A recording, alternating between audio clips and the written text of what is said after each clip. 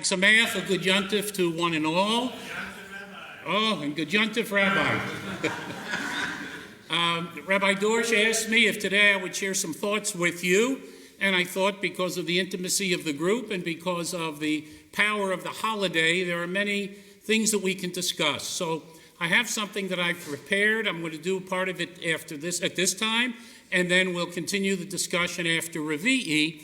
But my question to you is the following. What is the symbol of the sukkah? What is the symbolism behind the sukkah? What does the sukkah teach us?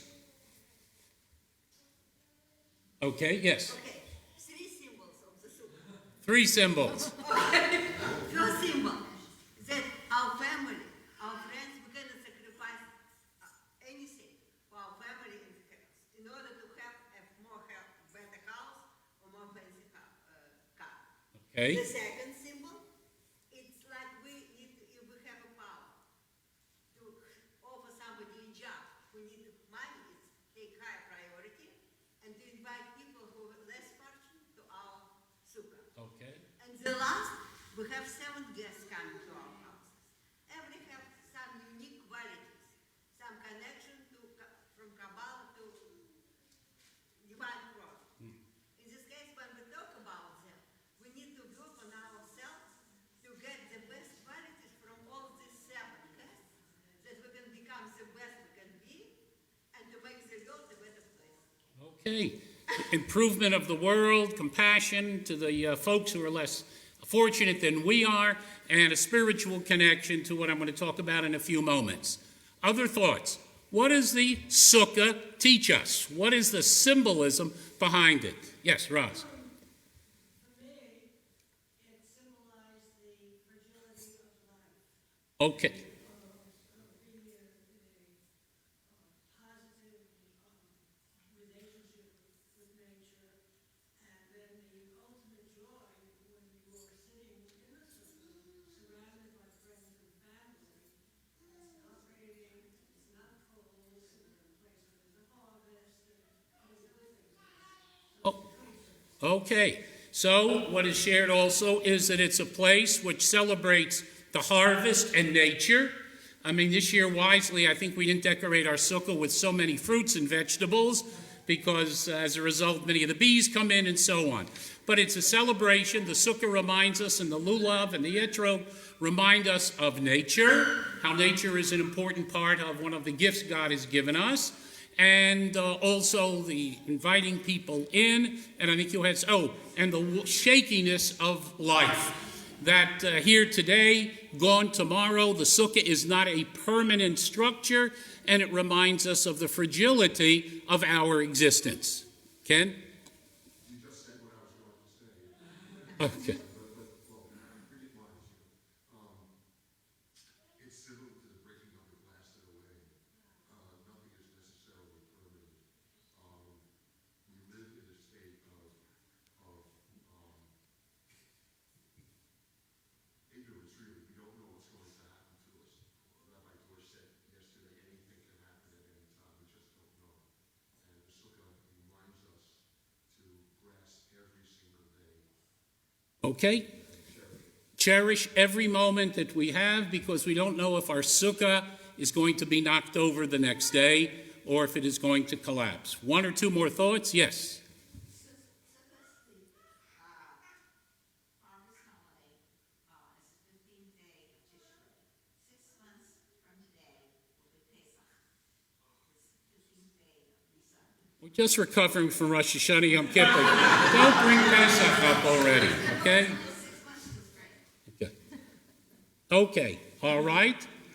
Other thoughts of the symbol of the sukkah? Yes. I have a different perspective. I have a lot of people that come to our sukkah that have never been to a sukkah before, or never have shaken a lulav or get drug and never said prayers. So for me, it's also part of like an educational process, like helping other people celebrate the holiday that they've never celebrated before, and kind of bringing them into that joy of just sitting in the sukkah and being around family and friends, but also learning about a new Jewish experience that they haven't had before. Excellent, especially after Yom Kippur. When we talk about Yom Kippur, you're praying all day, you're fasting, you're starving to death. that's not going to be a very attractive way to pull people into our tradition. But Sukkot, with the fragrances and all of the beautiful traditions that surround it, is a lovely vehicle for doing that. Very good. All right. I think we covered pretty much almost everything, but I wanted to restate two. One was humility. Nobody mentioned, I think, humility. We sit in the sukkah. The schach on the top is not to be thick, because we're supposed to look up into the heavens and realize that we are but nothing in this world. We are less than nothing. And the greatness of God and the insignificance of a human being in terms of the universe. And so the sukkah teaches us also to be humble. The sukkah also teaches us, in Rabbi Dorsh's beautiful words yesterday, that we can take a place that is unholy and do what with it? Transform it into something that is sacred. Whether it is the sukkah, or for those who have the memory of this property, 35, 40 years ago, was an open field. And as the years went by, what have we created here in this empty space? A place of davening, a place of worship, a place of God, a place of Jewish tradition. We've taken an empty field filled with weeds and pebbles and rocks and turned it into a holy place. The one that I want to focus on, though, is the message also, which was touched upon a little bit by Galina and a couple of others, is the sukkah teaches us hospitality.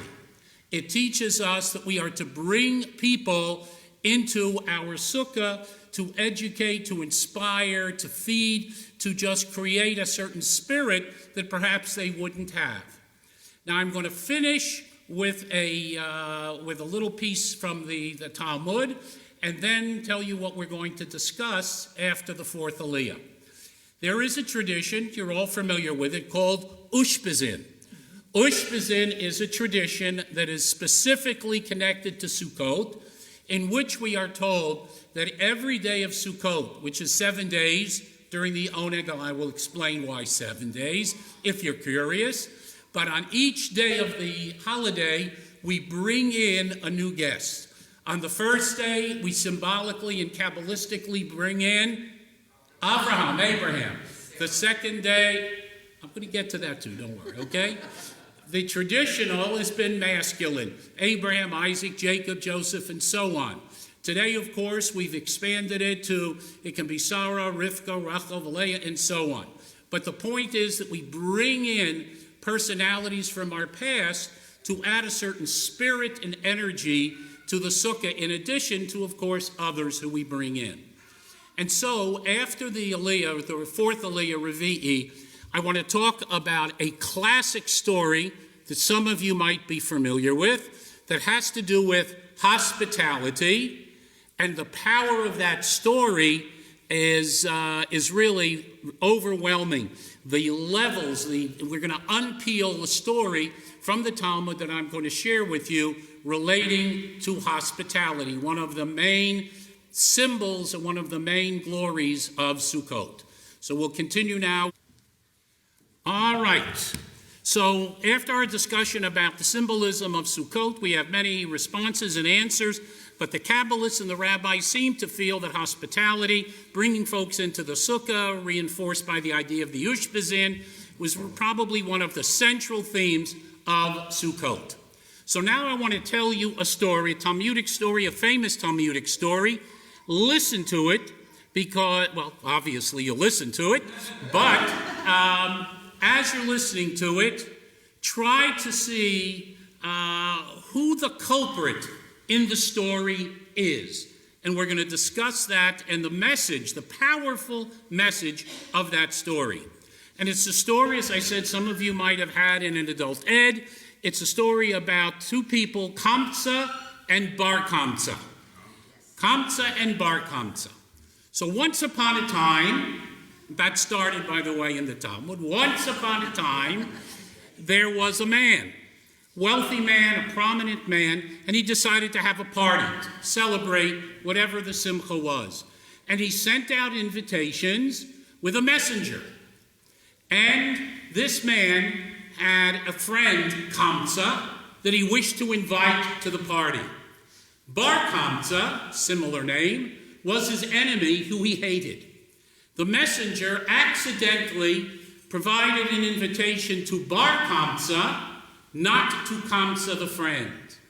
Lo and behold, when this wealthy man comes to his party, his celebration, he walks in and he sees all the tables and the flowers and everything. He notices Bar Kamsa, his arch enemy, is sitting there. And what does he do? He goes over to Bar Kamsa and he tells him, "Get out." And Bar Kamsa says, "But I got an invitation." And the host said, "It was by accident. I want you out of here." And Bar Kamsa is saying, "Well, how about if I pay for my meal? Just don't embarrass me." And the man says, "I want you out." He then says, "I'll pay for half of your banquet." And again, the wealthy man says to Bar Kamsa, "I want you out of here." And then Bar Kamsa says, "I'll pay for your whole entire celebration." For most of us, that would have been enough. Even half would have been enough. But nevertheless, again, this wealthy man says no. And he has some of his servants, in a humiliating fashion, escort Bar Kamsa from the celebration. The story goes on to say that all of the prominent people in town were there, the wealthy, the influential, the rabbis, and they were all witness to Bar Kamsa being taken out of the party. Bar Kamsa, needless to say, is humiliated, and he goes to the Roman authorities, and he tells the Roman authorities, the Jews are going to revolt against you. They're planning to revolt. So angry was Bar Kamsa that everyone of prominence was at that party and said nothing in his defense. So the Roman authorities say, "Well, how do we know that there's really going to be an insurrection?" And Bar Kamsa says, "Offer a sacrifice at the temple. If the Jews accept the sacrifice, then I'm wrong. But if the Jews don't accept the sacrifice, that is a sign that they are preparing to revolt." And so the Roman says that's a good idea, and an animal is sent as tribute to the Jewish temple. On the way, Bar Kamsa damages the animal in such a way that it is blemished and no longer kosher for sacrifice. The animal arrives at the temple, and the folks look at it and they say, "I don't know if we can use this. It's damaged." But the overwhelming number of people say, "You know what? For shalom bayis, for peace with the Romans, we will accept this damaged animal and offer it for a sacrifice." At which point a man by the name of Zechariah says, "No, we can't offer up the sacrifice. It's blemished, it's damaged, it is unclean." And his position prevails. And as a result of that, the Romans then decide that the Jews are in fact going to revolt, and they go in and destroy the temple. So my question to you is, who is the culprit in this story? Wait, raise your hands. Who is the culprit in this story? All right, we'll start with Roz. Okay, one person might say, the messenger. Shoot the messenger. Shoot the messenger. Okay. Yes, Bob. Thanks, Bob. Thank you very much. Okay. Why? Why were they the culprits? Provided the shalom, they should have worked it out so everybody was happy with the situation. There's a phrase in the Talmud that says, shtika kahoda'ah, which means silence is acceptance or agreement. And so by the silence of the rabbis and the other notables that were there, clearly there was a sense that they should have spoken up in defense of Bar Kamsa, and they did not. All right? Ken? The wealthy man who was throwing the shindig, ultimately it all started with him. The blemishing of the animal was an act of spite, it was an act of vengeance, but that never would have happened had the man been accepted. Okay, so you blame the host who should have been more gracious and just kind of let it be and move on without embarrassing Bar Kamsa with the results that we saw. Okay, Jamie? Oh, you have this in categories of numbers, or no? Your answer. I thought God was saying the rabbis at the sacrifice, that they should have accepted the sacrifice, and I was going to say the rabbis and all the people who were bystanders at the party who were letting this happen and not speaking up for anyone else around him, for Bar Kamsa. So you're talking about everybody at the party, not just the rabbis. Yeah, no, it's the whole group. Thank you. Something out loud. Okay.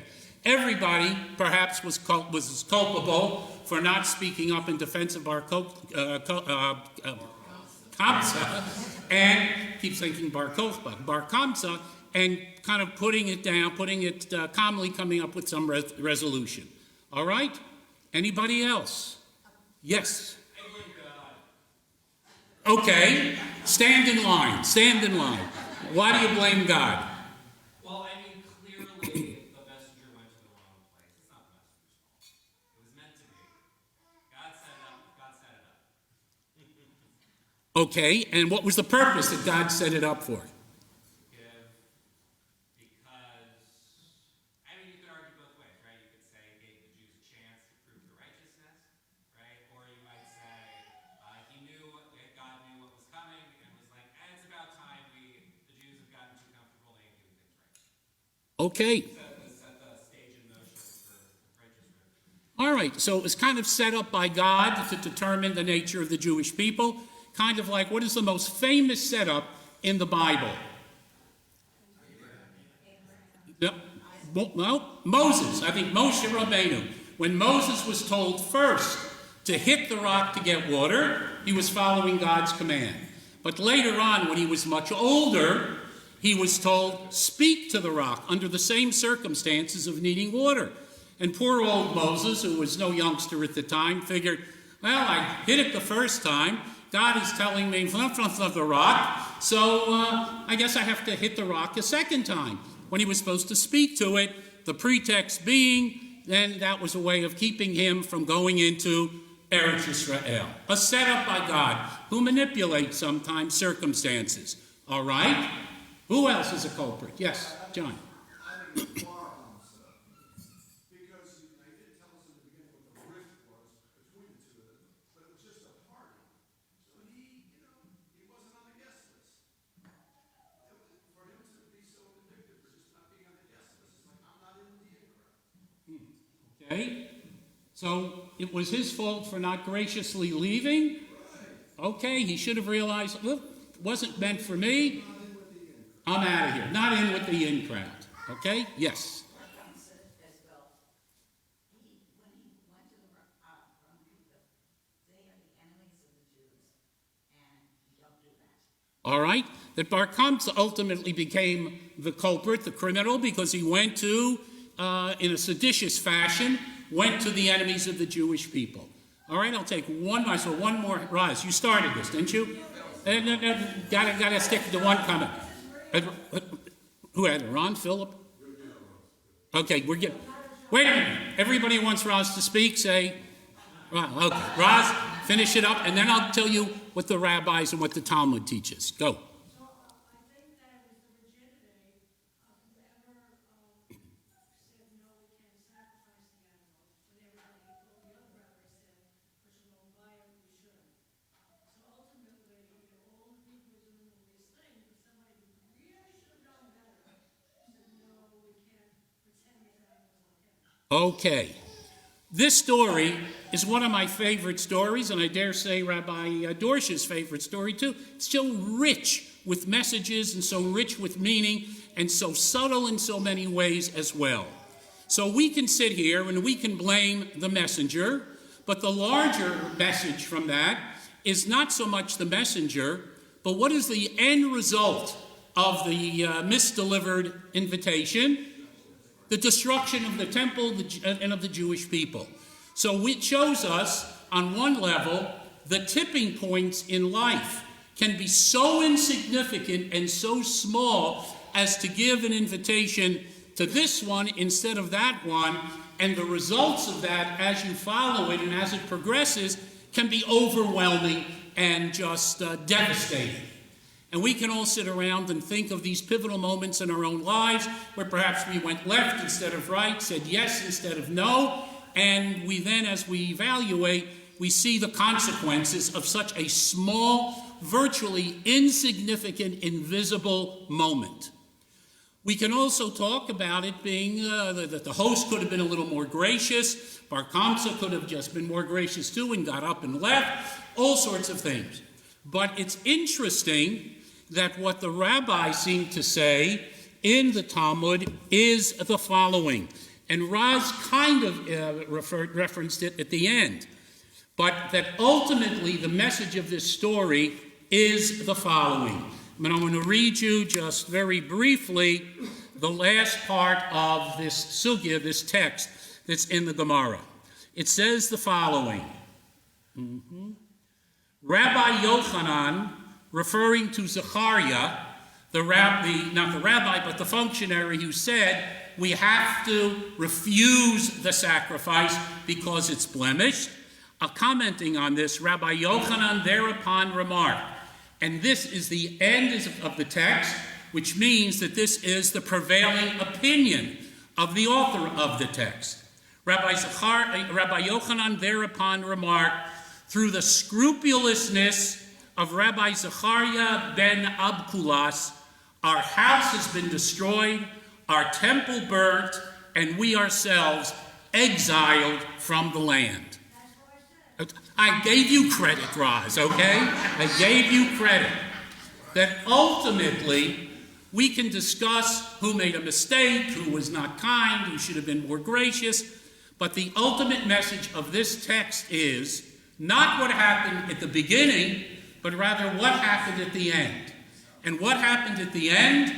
The zealotry, the fanaticism, the sticking to the precise letter of the law as taught by, lobbied by Zechariah, instead of saying, as many of them did at the temple, let's give it a bye, let's do the sacrifice because the consequences are going to be significant. And so, in my opinion, and in what the Gemara seems to teach in this story, is that ultimately the message is that there will be a resulting destruction of the temple, of exile, the burning of the Khurban. Terrible, horrible things can happen if you are dealing with somebody who is inflexible and does not understand the consequences sometimes of being so attached to rigidity and ideology that the result is destruction. Now, I could go on and I won't, talking about today and the polarity in our country and the extremism on both sides and the inability for folks to meet and hug and embrace and compromise in a central aisle.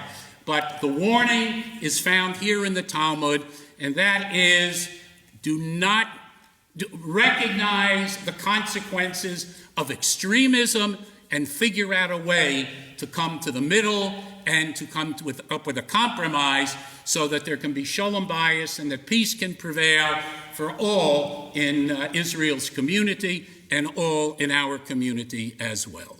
So, Chag Sameach. If anybody is interested in actually reading the text, I brought a few in for you, but otherwise,